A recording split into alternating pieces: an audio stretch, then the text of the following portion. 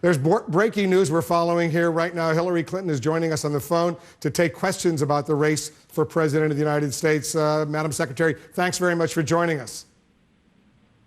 Oh, thanks, Wolf. Good to talk to you. And I want to get to several of the points that Donald Trump said today about you. But first, let's go through the State Department Inspector General's report, which caused a lot of controversy, as you well know, yesterday. You've said that what you did was allowed under the rules, but the report specifically says the State Department did not and would not have approved your exclusive reliance on a personal email account. So here's the question. Did you break the rules? Well, Wolf, this report makes clear that personal email use was the practice under other secretaries of state, and the rules were not clarified until after I had left. But as I've said many times, it was still a mistake. If I could go back, I'd do it differently. And I understand people have concerns about this, but I hope voters look at the full picture of everything that I've done and the full threat posed by a Donald Trump presidency. And if they do, I have faith in the American people. They'll make the right choice. The report says, and I'll read a sentence from the report, Madam Secretary, that the Department of State and the Internal Revenue Manual did not and would not approve her exclusive reliance on a personal email account to conduct department business because of the restrictions of the Foreign Affairs Manual and the security risks in doing so. Those are specific words that specifically says you were not authorized to do so. Why didn't you ask for authorization? Well, I thought it was allowed. I knew past secretaries of state used personal email. Secretary Kerry did for a period of time until the rules were clarified. They were not a model of clarity, and it seems like there's still more work to do on that. So, yes, I believed it was allowed, but that's not the point. I said it was a mistake. And furthermore, Wolf, I have provided the department with all of the work-related emails that I had. I've called for them to be made public, and that's really what is at the core of any kind of effort to make sure that material is collected and maintained, and I have done that. I want to get to what Donald Trump said about you today, but very quickly, why didn't you cooperate with the Inspector General and agree to an interview with him?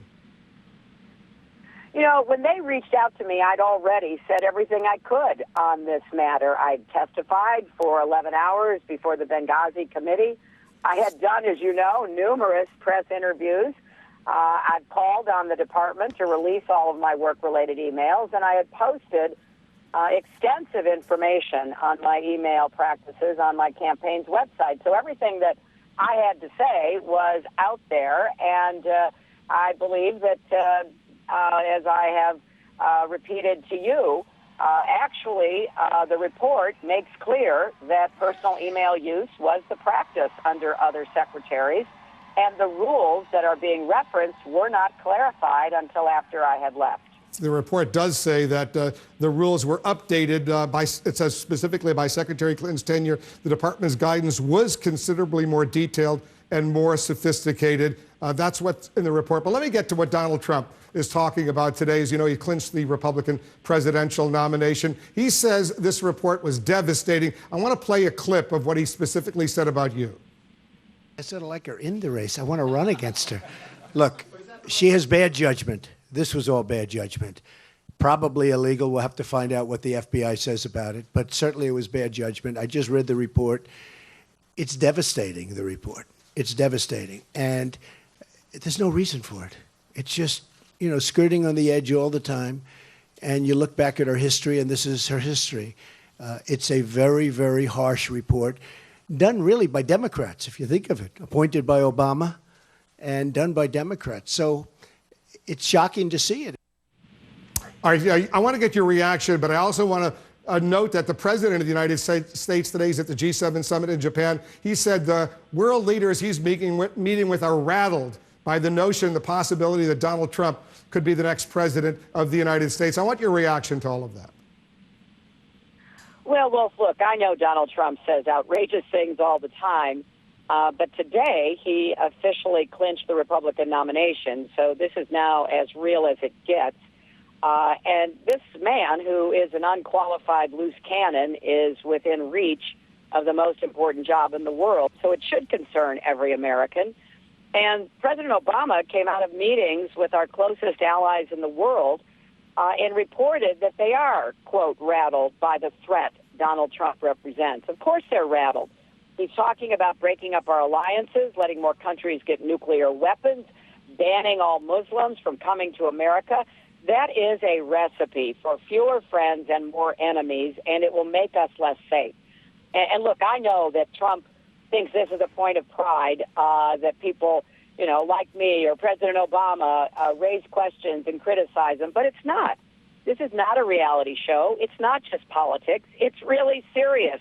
The entire world looks to the President of the United States for leadership and stability, and that is the kind of leadership I would provide if elected. He mocked you today, Donald Trump, saying you can't seal the deal for the Democratic presidential nomination. These latest polls in California have it very, very close between you and Bernie Sanders. What's the problem here?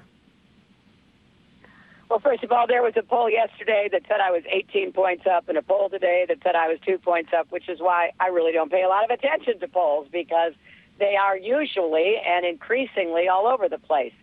We're going to run hard. We are already insurmountably ahead, not only in the popular vote, leading by 3 million, but also in the pledged delegates. This will be wrapped up on June 7th. I know that the AP polled a bunch of people who were uncommitted in the Republican Party, and they said they would now support Trump at the convention. I believe I have the votes already, but we'll go through and fight hard and work to get everybody to turn out in California and New Mexico, New Jersey, all the contests that are upcoming. I know you got to go. He also once again today accused you of wanting to abolish the Second Amendment to the Constitution, and I'd love to get your response to that.